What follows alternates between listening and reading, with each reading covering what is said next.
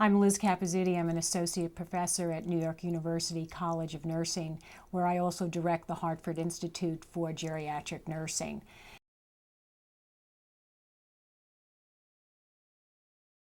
And our focus is to reach every practicing nurse in the United States in order for them to have the basic competencies to care for our growing elderly population.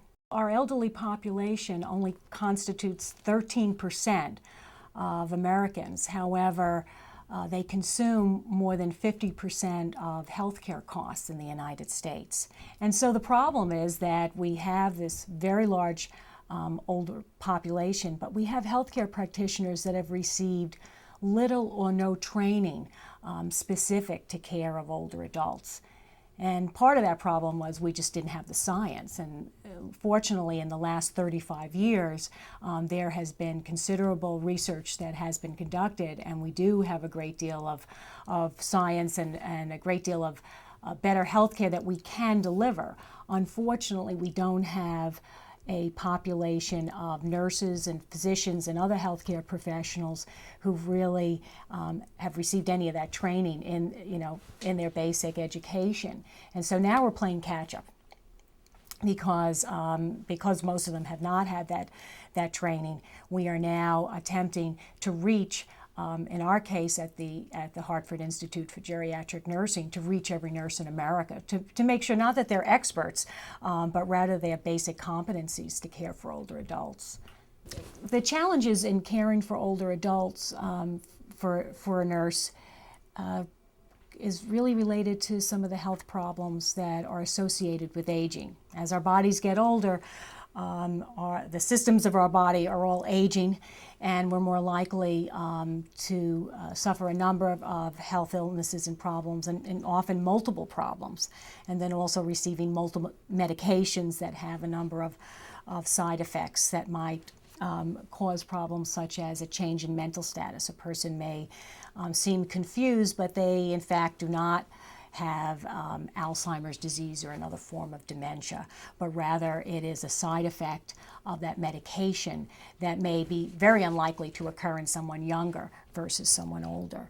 And those types of mental status changes can happen for a variety of reasons. For example, a person may be dehydrated, but an older person unfortunately has less of a thirst, the feeling of thirst, and being able to say, I need a drink of water.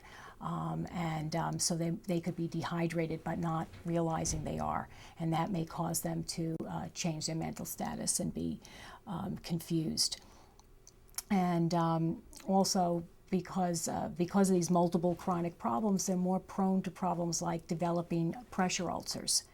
And if the person is in bed for too long, they may be developing what we call a bed sore or a pressure ulcer, which could then lead to an infection. So these are the types of problems. One thing leads to another thing, can lead to another thing, and then an older person who came in the hospital for one problem may end up, unfortunately, developing a few other problems along the way. And that's because of their vulnerability and that they're more prone to these types of complications. And so we know how to prevent them, but unfortunately, the education to nurses has not been adequate to really provide the kind of education specific to preventing these types of complications. The most enjoyable thing about my work is that I'm always receiving feedback from nurses around the country. And the thing that to me is the most gratifying, and I often print these emails out, is you heard me, you helped us be able to improve our care, you responded to us.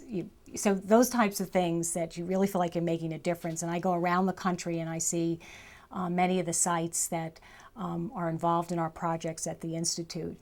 And when I get that feedback to say, I was able to help our patients because you have this great thing on your website, this great tool on this website that we've used and we've integrated in our electronic medical record, and to hear that it really makes a difference and it's really improving care, because ultimately that's what we're about, is about improving the care for older adults. And I became a nurse and began my career in geriatrics 25 years ago when that wasn't very popular, and to know that I can continue, even though I'm at a university setting, that I can continue to touch the lives of these older adults, that there's being improved through the work that we're doing with the nurses is a great job.